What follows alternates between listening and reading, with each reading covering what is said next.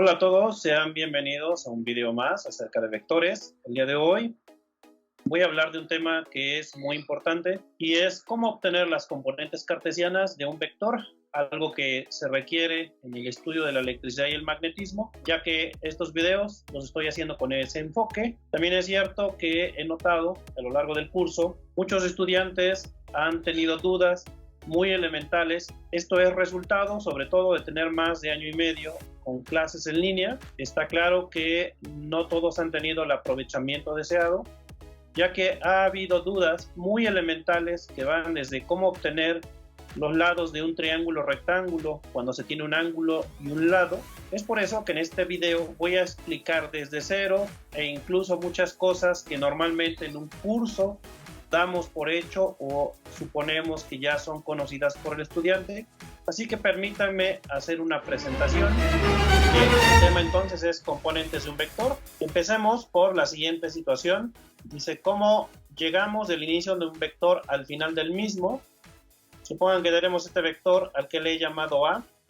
Vamos a suponer que es desplazamiento. Sin embargo, lo que vamos a ver se aplica aún cuando sea otro tipo de vector, como fuerza, aceleración, velocidad, campo eléctrico. Entonces, la pregunta es, si yo estoy en este punto, ¿cómo puedo hacer para llegar al final del vector sin moverme, obviamente, a lo largo del vector? Si solamente tengo permitidos movimientos horizontales y verticales. Bueno, vamos a colocar acá un pequeño insecto y vamos a hacer que haga un recorrido para llegar del inicio al final del vector, que sería así.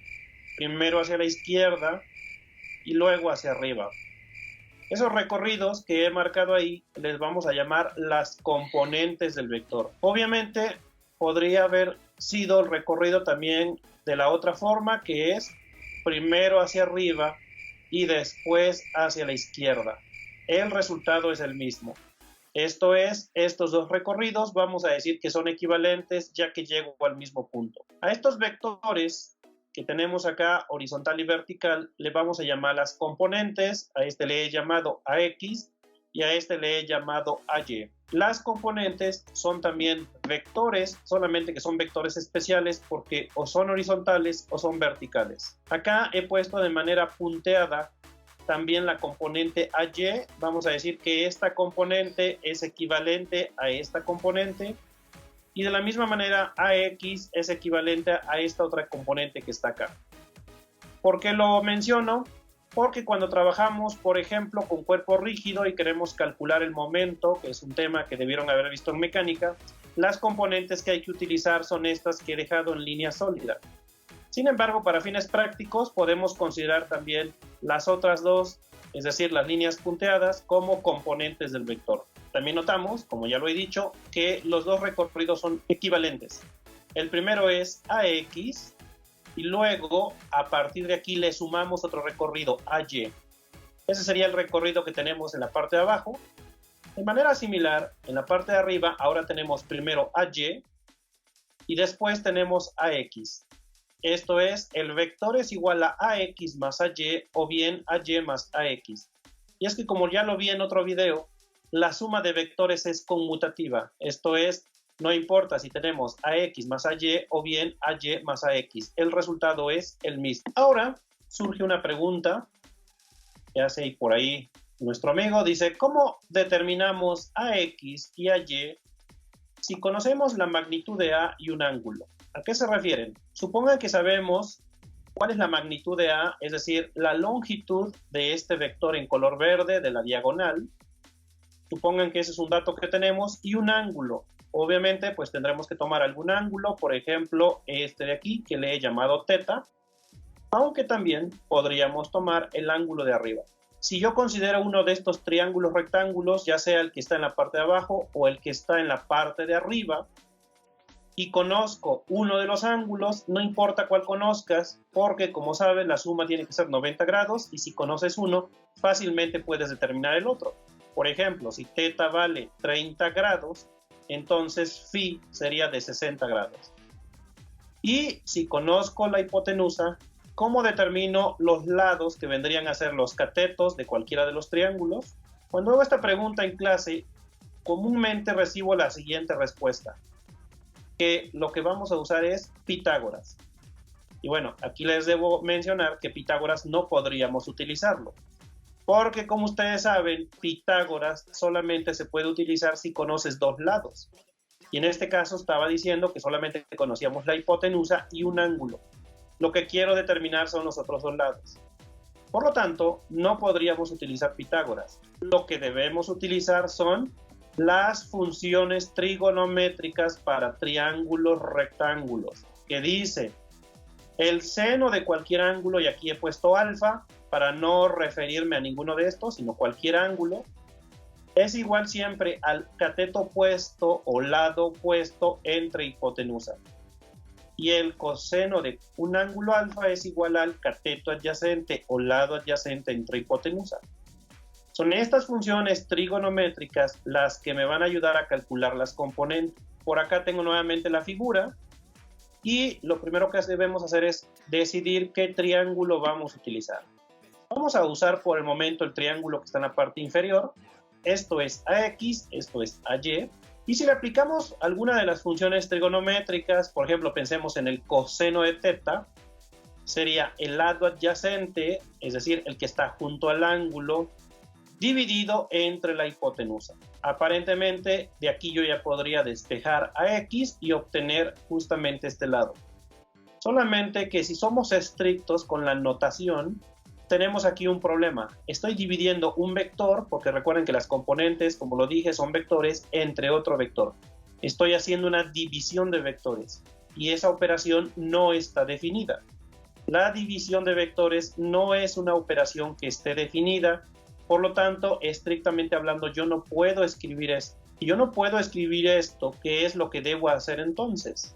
Lo que debo hacer es construir un triángulo, pero únicamente con magnitudes, no con vectores. Es decir, en lugar de poner el vector A, pondríamos nada más su magnitud. Recordemos, las magnitudes son positivas, esta debe ser una cantidad positiva, y obviamente nada más es un número acompañado de una unidad, es decir, es un escalar. Aquí ya no tengo vector porque ya no tengo flecha y ya no tengo sentido, por ejemplo. Yo no sé si es hacia arriba o hacia abajo este recorrido. Por lo tanto, esto ya es un escalar. Lo mismo la componente AX, en lugar de poner el vector, pongo nada más una línea ya sin flecha y esta sería únicamente la magnitud de AX, la cual la represento de esta forma. Para no hacer tan complicada la notación de poner estos símbolos para representar la magnitud del vector AX, siempre que trabajo con la magnitud de las componentes, lo único que hago es escribir AX sin arpón. Entonces, AX con arpón es la componente, un vector, y AX acá abajo sin arpón es nada más la magnitud, es decir, un escalar. Y lo mismo pasaría con el otro lado, sería la componente AY, la magnitud de la componente AY, pero nuevamente si simplifico la notación, sería simplemente AY. Con este triángulo sí puedo trabajar, ya que a este triángulo sí podemos aplicar, por ejemplo, la función coseno, que sería el lado adyacente, que es AX, el lado que está junto al ángulo, dividido entre la hipotenusa, la magnitud de A. De esta ecuación puedo despejar a X y quedaría que AX es la magnitud del vector por coseno de teta. Esto es importante que lo recordemos. Siempre que quieras calcular el lado adyacente, vas a multiplicar la magnitud del vector por coseno del ángulo. Coseno del ángulo se utiliza para el lado adyacente. De forma similar, aplicaremos la función seno, que es cateto opuesto entre hipotenusa. Esto es, el lado opuesto siempre es el que queda enfrente del ángulo, entonces sería AY entre hipotenusa. Y aquí puedo despejar AY y quedaría que AY es magnitud de A por seno del ángulo. Siempre que quieras el lado opuesto, debes multiplicar la hipotenusa, es decir, la magnitud del vector, por el seno del ángulo. Esto me da las magnitudes de las componentes y por aquí lo voy a anotar.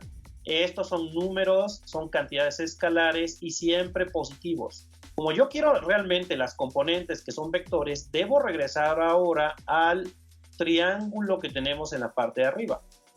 Yo ya sé cuánto mide este lado, sería magnitud de A por coseno de teta, solamente que acá arriba, como tengo vectores hacia la izquierda, la dirección y sentido es hacia la izquierda.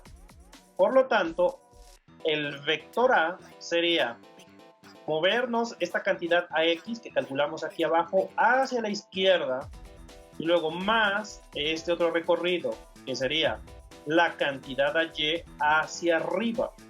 Y este es el vector, así lo deberíamos escribir. Evidentemente, estar escribiendo a la izquierda, a la derecha, hacia arriba, hacia abajo, no es conveniente y no es práctico.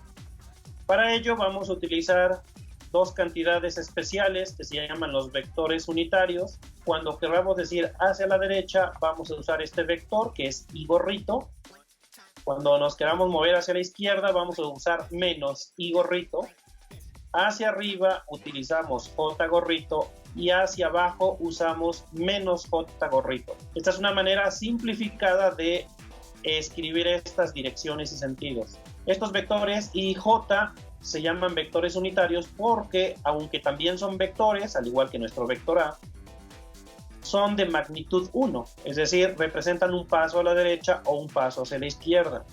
A estos dos vectores, I gorrito y J gorrito, se les denomina la base canónica de R2, y eso solamente quiere decir que cualquier vector en dos dimensiones se puede expresar utilizando estos dos vectores unitarios. Si regreso a mi ejemplo de este vector A, sería AX a la izquierda, o sea, menos I gorrito, más AY hacia arriba, J gorrito. Este finalmente sería ya mi vector en componentes cartesianas. Obviamente aquí el signo menos lo puedo poner al inicio, aquí junto a AX, y ya quedaría finalmente así el vector. Este sería mi vector en componentes cartesianas, donde esta cantidad AX y AY la vamos a determinar mediante estas formulitas usando las funciones trigonométricas. Recordemos que también estaba el triángulo de arriba. ¿Qué sucede si yo hubiera usado el triángulo de arriba? Permítame poner otra vez la figura. Aquí está de nuevo la figura, ya nada más con magnitudes, ya no le puse vectores. Pero si ahora yo decido trabajar con el triángulo de arriba, tendríamos que, por ejemplo, AY es el cateto adyacente. El cateto adyacente a este ángulo phi. En cambio, en el triángulo de abajo, AY, que es este lado, sería el cateto opuesto a teta. Así que cuando trabajo con el otro triángulo, debo cambiar las funciones trigonométricas. Obtenemos, por ejemplo, el coseno de phi sería cateto adyacente, es decir, AY entre la magnitud de A. Si de aquí despejamos AY, obtenemos que AY es magnitud de A por coseno de phi. Noten que usando el otro triángulo usamos el seno, solamente que es el seno de teta. En este caso, con el otro triángulo usaríamos el coseno de phi. También para la función seno, sería seno de phi es AX, el cateto opuesto entre magnitud de A. Por lo tanto, AX es magnitud de A por seno de phi. ¿Qué quiero decir con todo esto? Que debemos tener cuidado porque dependerá el triángulo que nosotros decidamos utilizar, ya que eso va a cambiar las funciones trigonométricas. Por lo tanto, no deben memorizarse que para AX se utiliza el coseno y para AY se utiliza la función seno. No, lo que hay que memorizarse es, si es el cateto adyacente, usamos coseno. Si es el cateto opuesto, usamos la función seno. Esto tiene que ver con un hecho fundamental en trigonometría, y es que cuando dos ángulos suman 90 grados, como es en este caso teta y phi, el coseno de uno siempre va a ser igual al seno del otro. Por ejemplo, si ustedes calculan de manera aproximada el coseno de 20 grados, es 0.9369, y eso sería igual al seno, pero de 70 grados. El seno de 70 grados también es 0.9369. Si los dos ángulos suman 90 grados, el coseno y el seno de esos ángulos siempre será el mismo. Es por eso que no importa qué triángulo utilices, lo único que tienes que tener cuidado es si estás calculando el lado opuesto o el lado adyacente. Vamos a aplicar esto a un ejemplo concreto, utilizar cantidades numéricas. A muchos estudiantes a veces ver las fórmulas no les ayuda tanto, sino que se les facilita cuando lo vemos con un ejemplo numérico. Expresar los siguientes vectores en componentes cartesianas. Tenemos aquí dos vectores, una fuerza de 2 kN, es decir, 2000 N a 40 grados de la vertical, y otro vector de 3000 newtons, 3 kilonewtons, a 60 grados de esta línea vertical. Quiero expresar cada uno de estos vectores en componentes. Vamos con este primer vector. Lo voy a dibujar un poco más grande para poder apreciar cómo son las componentes. Sería este vector en color rojo, que para poder trabajar y no escribir tanto en la figura, déjenme moverlo para acá. Aquí tenemos nuestro vector, que además le he llamado fuerza 1. Esa es esta primera fuerza. Sus componentes, si tú estás aquí y quieres llegar al final del vector, lo que podríamos hacer es, por ejemplo, primero movernos hacia abajo. Esa sería la componente en Y, a la que le voy a llamar F1Y. Y vean, he puesto que es un vector, le puse arpón. Y estando aquí, nos debemos mover hacia la izquierda. A eso le voy a llamar F1X. El ángulo que tenemos aquí es este ángulo de 40 grados. Ahora, ¿cómo voy a determinar F1Y y F1X? Bueno, si somos nuevamente estrictos con la notación, lo que yo debo hacer es construir otro triángulo semejante, pero no con vectores, sino solamente con magnitudes. En lugar de poner F1, pongo su magnitud, que es 2 kilonewton. En lugar de poner F1Y, pongo F1Y, pero ya como escalar, y también F1X. F1Y, al ser el cateto adyacente, el que está junto al ángulo, se calcula con la función coseno. Sería 2 kilonewton multiplicado al coseno de 40. Utilicen su calculadora y verifiquen que la calculadora no esté en radianes, porque ese es otro error muy común, que la calculadora la tengan en radianes. Aquí yo tengo grados y por lo tanto debemos evitar que nuestra calculadora esté en radianes. Si hacemos esta operación, obtenemos un valor de 1.53 kilonewton. Eso es la magnitud de esta componente. La otra componente, al ser el cateto opuesto, usamos la función seno, seno de 40 grados por 2 kilonewton, que es la magnitud, y esa operación nos da como resultado 1.29 kilonewton. Esas son las magnitudes de mis componentes. Regreso a este vector y ahora sí veo cómo van estas componentes. La primera componente, que es de 1.53, es hacia abajo, o sea, hacia menos J. Entonces sería menos 1.53 kilonewton J. La otra componente es hacia la izquierda, o sea, hacia menos I. Así que tendríamos menos 1.29 kilonewton I. Este ya sería el vector en componentes, solamente que se acostumbra poner primero I y luego J, es decir, vamos a cambiar el orden. Y además, como aparece kilonewton y kilonewton en las dos componentes, lo que voy a hacer es factorizar kilonewton. De esa forma no tengo que escribir tantas veces kilonewton y ya el vector sería así. Menos 1.29i, menos 1.53j, las cambié en orden, y tenemos kilonewton. Ese sería nuestro vector en componente. ¿Cómo le hacemos con la segunda fuerza, la de 3 kilonewton? Pues también vamos a poner un vector aquí, pero no, para no escribir sobre la figura, déjenme moverlo por acá. Ahí está el vector, le he llamado F2. Ahora observen que tenemos este ángulo de 60 grados, pero no quiero utilizar este ángulo. Lo que voy a hacer es, voy a partir de aquí, de donde inicia el vector, y me voy a mover a la derecha y luego hacia abajo. Eso quiere decir que el triángulo que se me va a formar es este que está en la parte de arriba, y por lo tanto el ángulo que me va a quedar aquí es de 30 grados. Entonces sería un movimiento a la derecha, que le voy a llamar F2X a este vector, y otro hacia abajo, al que le voy a llamar F2Y. Y el ángulo que me queda acá es de 30 grados, ya que el ángulo de 60 grados es el que se forma en la parte de abajo. Aquí voy a hacer algo que normalmente hacemos cuando trabajamos con vectores, y es que vamos a ser prácticos. Ya no voy a dibujar el segundo triángulo. Esto ya, de aquí en adelante, ya no voy a estar trazando el segundo triángulo, porque simplemente lo vamos a hacer más rápido. Ya sé que con estas fórmulas de magnitud del vector por seno del ángulo o coseno del ángulo, obtengo nada más magnitudes. La magnitud de F2X la obtendríamos multiplicando la magnitud del vector, que es 3 kilonewton, por coseno de 30.